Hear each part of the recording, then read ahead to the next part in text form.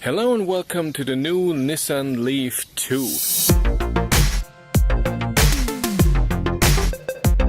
This is the newest version of the Nissan Leaf. The first one was the most sold electric car in the world. This car has a 120 kilowatt motor and has a 40 kilowatt hour battery. That means in the real world you get a range of 200 to 300 kilometers depending how hard you drive it. If you drive it in the city you get even more. The efficiency on this car is really good. I did a few test runs yesterday. I was accelerating hard a few times with a friend. I was going on the highway 130, even going the top speed for a few minutes, passing trucks on the country road if I needed to, and the consumption was still 17 kilowatt hours per 100 kilometers. That's really good. And this is what is the difference from this car and the Hyundai Ioniq to other cars like the Renault Zoe or the Volkswagen e-Golf. I know a lot of people were complaining that my review of the e-Golf was harsh and it wasn't accurate. But that's what I mean. In the e-Golf I'm pretty sure you can have a very low consumption if you drive it slowly and carefully. But what my experience was, yes, it was winter and I had winter tires on, it was around 7 degrees. But when I was driving it, I was accelerating hard, I was passing other cars on the country road if I needed to go 100 kilometers per hour, and I was going on the highway the top speed. And I had a consumption of 22 kilowatt hours per 100 kilometers. That's way more than this car with 17 or with the Hyundai Ioniq, where I had around the same number with driving it with fun. And that's what I mean. The Renault Zoe is the same thing. The consumption is okay if you're not going too fast and if you don't accelerate too hard. In this car, drive quality is very good. When you go over bumps, it's smoothed out very well. You have very comfortable seats. They hold you in place very nicely. It gets a bit warm, but that's okay. Infotainment system looks good. Even your whole steering wheel, everything looks very clean and just is on the right place.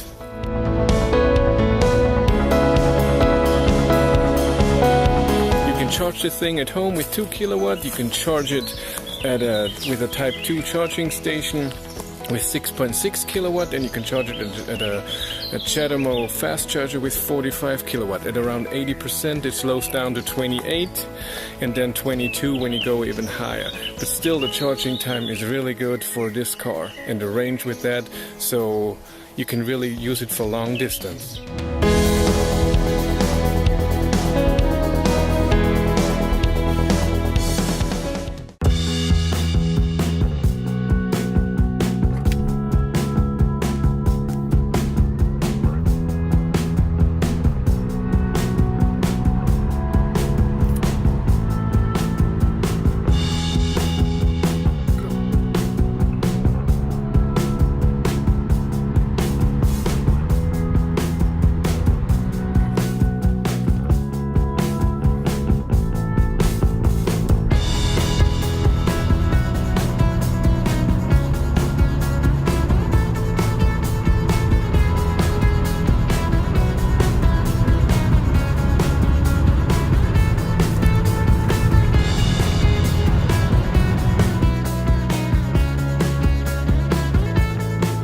The consumption at 130 kilometers per hour, which is the normal normal highway speed in Europe, is around 17 kilowatt hours per 100 kilometers. At 100 kilometers per hour country road speed, it's around 12 to 13, but of course this is always hard to say.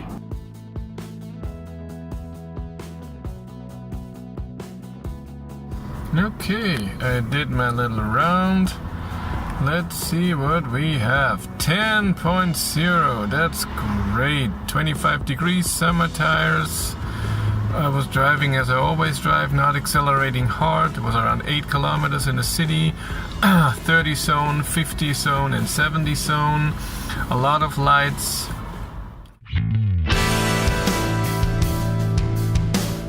So I had the Nissan Leaf for 3 days, Friday to Monday morning. I drove around 400 kilometers. Overall, it is a great car. It's very comfortable, it has a lot of power, it's very relaxing to drive. The acceleration is amazing, even though it doesn't feel as fast as the Hyundai Ioniq. It is way faster from 0 to 100%, more than 2 seconds. But I think the Hyundai Ioniq in sport mode gives the torque right away, and the Nissan Leaf restricts it a tiny bit so that the torque doesn't come in as fast. Sorry. And so it feels like the acceleration is not that fast, but under 7 seconds is really fast from 0 to 100 kilometers per hour. The cornering is good, but not as good as other EVs. The Hyundai Ioniq handles corners way better and it feels more stable. The seats are amazing. For me, it was the perfect seat. I fit in there perfectly. The trunk has a great space, the back seats a great space. All in all, the interior of the car is really good. It is very nice in this car that you can see your current charging speed. Normal EVs don't have that feature, and this is really important. You have to see at what point your charging speed is dropping because the battery is full or cold, and then you can do something about it. Some small things that aren't that amazing about this car. The infotainment system is a bit laggy. Every time when you press a button it takes a second, sometimes longer, that something happens.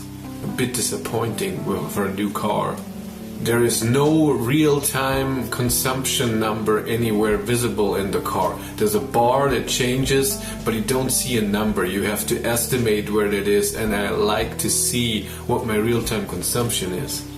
One problem that I had with the e-Golf is present in this car as well. The rear view mirror is very low, and so there's something attached on the top of the windshield, and on this thing the rear view mirror is attached. So it goes over the middle from where I'm sitting, and I have normal seating position. It goes over the middle of your windshield view, and so when I'm going into corners or when I'm going out of a street, I have to look around the mirror so I can see if there is something. It feels a bit unsafe. And now the 3 things, or maybe even 2 things, that are a real problem with the car.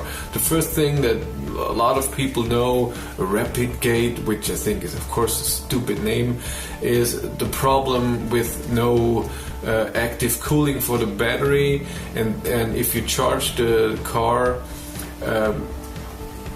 with fast charger it gets very hot, and if you after 2 hours charge it again and drive it, it's possible that charging speed is being dropped to 28 or even to 22 kilowatt on a CHAdeMO fast charger. So when you go very long distance, this can be a problem. The second thing is that for me the electric motor is a bit loud.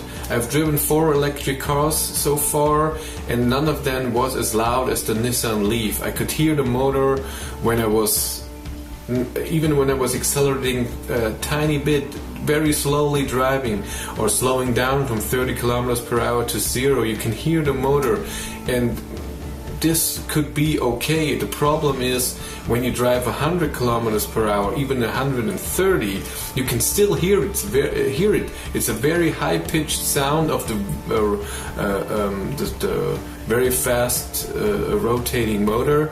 And you can hear it over the road noise, the wind noise, and the fan of the air conditioning. It's for me that will be a problem. Some people won't care, and that's okay. But for me, it's a problem. I don't like that. And the last thing is the regen. I don't know quite if it's the way that I think it is. If it's the way that I think, it's a problem. If not, then it could be a great thing.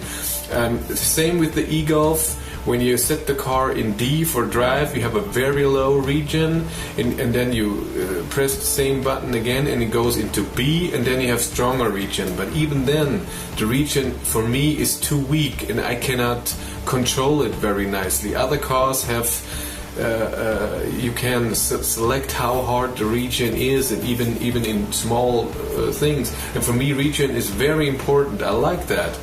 that I don't have to use the physical brakes, that I'm braking with the motor and I'm getting energy back. It's not a lot, but it's a bit. And my way of driving with an electric car is using regen all the time if I have to slow down the car. And at the last day I found out that the e-pedal, I think, is using the regen even stronger, and then it would be good. But the car dealer told me that if the car has to slow down stronger, it used the physical brakes as well, and I don't want that. I need to know when the car is using the physical brakes. For me, that's important. I like to use the regen, but no physical brakes. It's just money saver, and it's fun to drive that way. That's just me. For other people, they don't care. But again, I don't know if for sure how the physical brakes are doing anything with the e-pedal, which is an amazing way to drive, by the way, just with one pedal. It works really well. But again, I don't know if the physical brakes are doing anything there, and then I won't like it. Okay, thank you very much for watching. Again, Nissan Leaf, great car with a few minor setbacks, but a lot of fun to drive. Have a great day and take care.